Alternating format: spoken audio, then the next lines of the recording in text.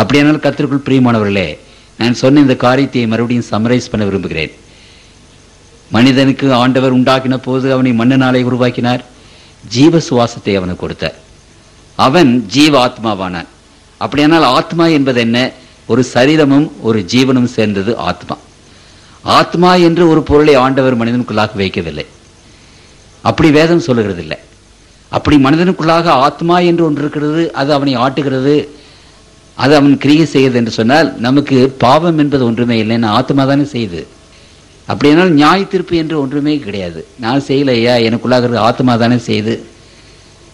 ஆகவே இந்த உலகத்தில் அநியாயங்கள், இப்படிப்பட்ட காரியங்கள் கிடையாது. ஆத்மா என்றும் இல்லை. ஆகவே மனிதன் படைக்கப்பட்ட போது அவன் சாவை உள்ளவனாக தான் படைக்கப்பட்டார். மாற்றல் நித்திய ஆண்டவர் ஒருவர் தான் சாவாமி உள்ளவர். அப்படியானால் கர்த்தருடைய பிள்ளைகள் இந்த உலகத்தில் நாம் சாகும்போது நமக்கு ஒன்றுமே தெரியாது. நம்முடைய பிள்ளைகளை பற்றி, நம்முடைய பெற்றோர்களை பற்றி, நம்முடைய காரியங்களை பற்றி ஒன்றுமே நமக்கு தெரியாது.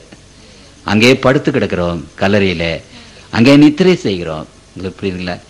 இன்றைக்கு அநேக மக்கள் என்ன செய்கிறார்கள் என்றால், செத்து போனவர்களை எப்படி எரித்து விடுகிறார்கள். இன்றைக்கு சாவை கிறிஸ்தவர்கள் அடக்கம் பண்ண போகும்போது ஒரு கேள்வி கேட்கிறேன். தலை எங்கே வைத்து அடக்கம் பண்ணுகிறார்கள்? மேற்கே. புரியுதுங்களா? ஏன் மேற்கே அடக்கம் பண்ணுகிறார்கள் தெரியுமா உங்களுக்கு? எதற்காக மேற்கே அடக்கம் பண்ணுகிறார்கள் தெரியுமா உங்களுக்கு? மத்தேயு எழுதின சுவிசேஷம் 24ஆம் அதிகாரம் 27வது வசனம். மின்னல் கிழக்கிலிருந்து தோன்றி மேற்கு வரைக்கும் பிரகாசிக்கிறது போல மனுஷகுமாரனுடைய வருகையும் இருக்கும். அப்படியானால் கர்த்தராகிய இயேசு கிறிஸ்துவானவர் எந்த பக்கமாக வருவார்? கிழக்கிலே இருந்து வருவார். சூரியன் எங்கே உதிக்கிறது? கிழக்கில் இருந்து உதிக்கிறது. ஆண்டவர் வரும்போது கிழக்கே இருந்து வருவார். அப்ப கிழக்கே இருந்து வருகிற அவரை உயிரோடு அனுப்பின கர்த்தருடைய பிள்ளைகள் பார்க்க வேண்டும் என்றால் தலை மேற்கே இருக்கணும். மேற்கே இருந்து எழுந்து உடனே என்ன தெரியும்? கிழக்கே இருந்து வருகிற அந்த ஆண்டவரை நமக்கு தெரியும். ஆண்டவர் எவ்வளவு அழகாக எல்லாவற்றையும் செய்து வைத்திருக்கிறார் கர்த்தருக்குள் பிரியமானவர்களே. ஆகவே தேவனுடைய பிள்ளைகள் அங்கு மரித்த போது மரணம் நம்மை நித்திரைக்குள்ளாக இருக்கிறது. நாம் அப்படியே நித்திரை செய்து கொண்டிருக்கிறோம். இந்த உலகத்தில் எதுவுமே தெரியாது. இப்போ உதாரணமாக நம்ம சொல்கிறோம், நம்முடைய ஆவி பரலோகத்துக்கு போகிறது, அங்கே போகிறது. அப்போ நம்முடைய பிள்ளைகள் கஷ்டப்படுவதை பார்த்து நாம் கண்ணீர் விட வேண்டாமா? நம்முடைய காரியங்கள் எல்லாவற்றையும் பார்த்து வருத்தப்பட வேண்டாமா? அந்த வருத்தம் கிடையாது, கண்ணீரும் கிடையாது, ஒன்றுமே கிடையாது. கர்த்தருக்குள் பிரியமானவர்களே, நமக்கு ஆண்டவர் 40 வருஷமோ 50 வருஷமோ 60 வருஷமோ 70 வருஷமோ கொடுத்திருக்கிறார். மனிதன் ஒரு தடவை மரிப்பதும் அப்புறம் நியாயத்தீர்ப்படைவதும் தான். இந்த 60 வருஷத்துல, இந்த 70 வருஷத்துல, இந்த 80 வருஷத்துல நீ என்ன செய்தாய்? What are you doing? இந்த 50 வருஷத்தை 60 வருஷத்தை கர்த்தர் கொடுத்திருக்கிறாரே. சரி, உனக்கு கொடுத்திருக்க பலம் என்ன? பலத்தை வைத்து என்ன செய்தார்? உனக்கு கொடுத்திருக்க சுகத்தை வைத்து நீ என்ன செய்தாய்? உனக்கு கொடுத்திருக்கிற செல்வத்தை வைத்து நீ என்ன செய்தாய்? உனக்கு கொடுத்திருக்க ஞானத்தையும் புத்தியும் வைத்து நீ என்ன செய்தாய்? அந்த நியாயத்தீர்ப்புல கர்த்தருடைய பிள்ளைகள் கணக்கு கொடுக்கணும். என்னன்னு கணக்கு கொடுப்போம்? நிறைய பணம் சேர்ந்தது, 4 வீடு கட்டினேன், 10 வயலை வாங்கி போட்டேன். கர்த்தருக்குள் பிரியமானவர்களே, எனக்கு ஞானம் இருக்கிறது, அறிவு இருக்கிறது, புத்தி இருக்கிறது. அந்த புத்தியை ஞானத்தையும் வைத்துக்கொண்டு ஏராளமாக சம்பாதித்தேன். ஆண்டவருக்கு முன்பாக நீங்க என்ன சொல்லுவீங்க?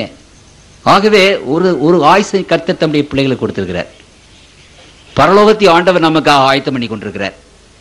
அந்த பரலோகத்துக்கு போவதற்கு ஒவ்வொருவருக்கும் ஒரு சந்தர்ப்பம் கொடுக்கிறார். Every man and woman is given a chance.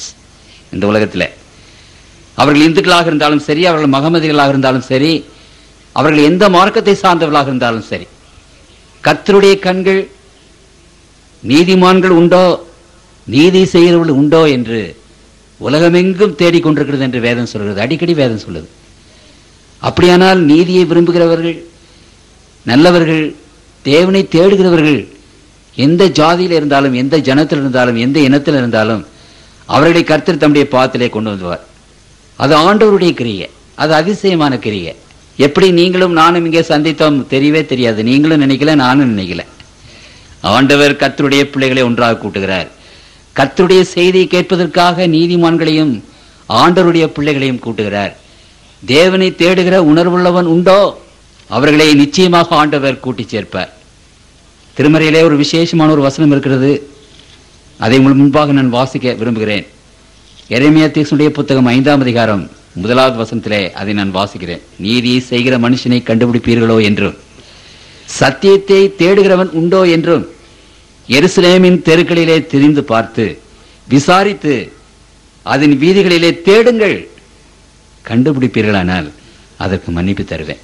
ஆண்டவர் சொல்றார், நீதியை செய்கிற மனுஷன், நியாயத்தை செய்கிற மனுஷனை கண்டுபிடிப்பீர்களோ என்றும், சத்தியத்தை தேடுகிறவன் உண்டோ என்றும் எருசலேமின் தெருக்களிலே தெரிந்து பார்த்து விசாரித்து அதன் வீதிகளிலே தேடுங்கள், கண்டுபிடிப்பீர்களானால் மன்னிப்பு தருவேன். நீதியை தேடுகிறவன் உண்டோ, சத்தியத்தை தேடுகிறவன் உண்டோ? சத்தியத்தை தேடி, நீதியை தேடி, ஆண்டவருடைய வசனத்தை தேடி பரலோக ராஜ்யத்திற்கு போக வேண்டும் என்ற விருப்பத்தோடு வந்து உட்கார்ந்து கொண்டிருக்கிறீர்கள். அப்படிப்பட்டவர்களுக்கு நான் மன்னிப்பு கொடுப்பேன் என்று ஆண்டவர் சொல்றார். அப்படிப்பட்டவர்களை நான் தெரிந்து கொள்வேன் என்று சொன்னார்.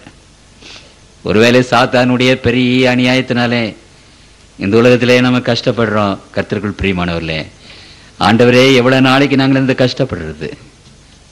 கர்த்தருடைய பிள்ளைகளே, கொஞ்சம் பொறுமையா இருங்க. 60 வருஷம், 70 வருஷம், 30 வருஷம், 40 வருஷம் நம்ம கஷ்டப்படுறான்னு வச்சுக்கோங்க.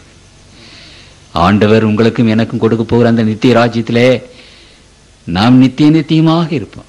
கோடான கோடி வருஷங்கள், அந்த கோடான கோடி வருஷங்கள் நாம் சந்தோஷமாக சமாதானமாக ராஜரீக வாழ்க்கை வாழ்கிற அந்த நாட்களோடு இன்றைக்கு உலகத்தில் கஷ்டப்படுகிற அந்த 40 வருஷம் 30 வருஷத்தை நாம் ஒப்பிட்டு பார்த்தால் ஒரு வினாடி கூட இல்லை, ஒரு வினாடி கூட இல்லை.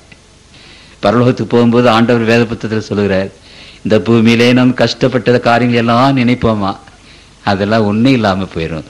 அந்த பரலோகத்தின் மகிமை, அதனுடைய மாட்சிமை, அதனுடைய இன்பம், அதனுடைய கிருபைகள், இவைகளெல்லாம் பார்க்கும்போது இந்த உலகத்திலே நாம் பட்ட கஷ்டங்கள் ஒன்றும் இல்லை. It's nothing, comparatively it is nothing. அப்படிப்பட்ட ஒரு விசேஷமான காரியத்தை வைத்திருக்கிறார். ஒரு லைஃப் தான், ஒரு வாழ்வு தான். ஒரு 50 வருஷமோ 60 வருஷமோ 70 வருஷமோ 80 வருஷமோ ஆண்டவர் ஒரு சந்ததி எழும்புகிறது.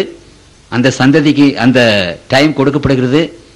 இந்த 60 வருஷம் 70 வருஷம் 80 வருஷத்துல என்ன தேடுகிறோம்? பரலோகத்திற்குரியவைகளை தேடத்தக்கதாகத்தான் இந்த வாழ்க்கை நமக்கு கொடுக்கப்பட்டிருக்கிறது. அநித்தியமான இந்த பொருள்களை வைத்து நித்திய வீட்டிலே உங்களை ஏற்றுக்கொள்வார் உண்டாகும்படி என்று வேதம் அங்கே சொல்கிறது.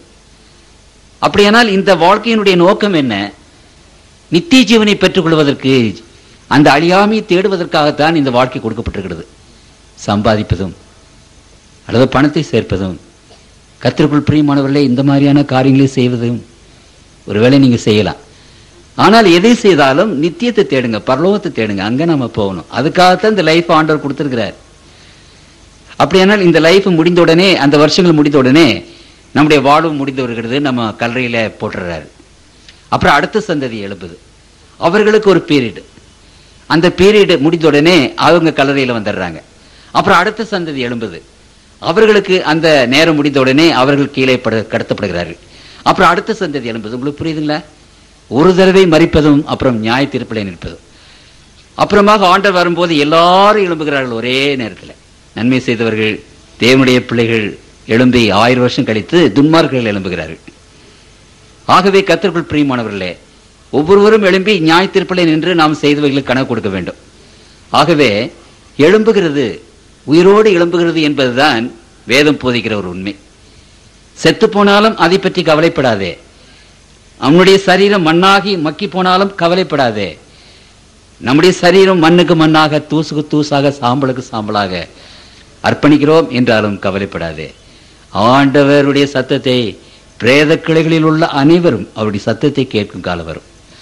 தேவனுடைய சத்தம் எல்லா கல்லறைகளையும் ஊடுருவி தெய்வ பிள்ளைகளை வெளியே கொண்டு வரும். கர்த்தருக்குள் பிரியமானவர்களே, இந்த உலகத்தின் மக்கள், கர்த்தருடைய பிள்ளைகள் மரிக்க மாட்டார்கள், அவங்க நித்திரை அடைந்திருக்கார் என்று வேதம் சொல்லுது.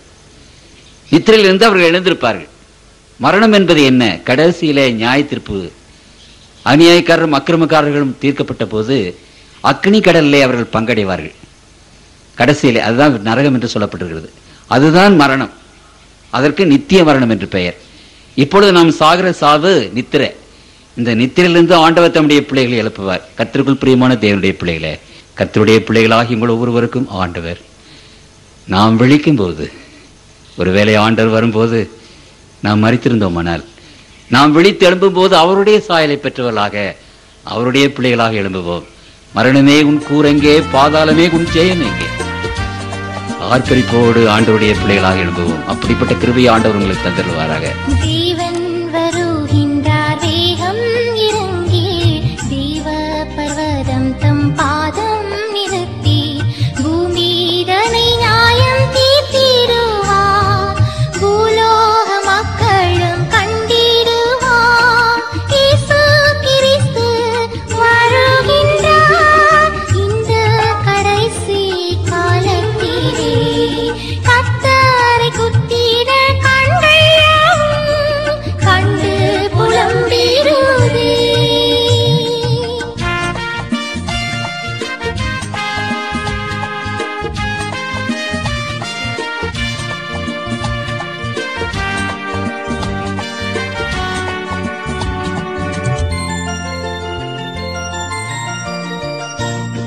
தம்மை விரோதித்த அவபக்தரை செம்மை வழிகளில் செல்லாதவரை ஆண்டவர் ஆயிரம் பக்தரோடே அந்நாளிலே நியாயம் தீர்த்திடுவார். இயேசு கிறிஸ்து வருகின்றார். இந்த கடைசி காலத்திலே கர்த்தரை குத்தின கண்கள் கண்டு புலம்பிடுவே.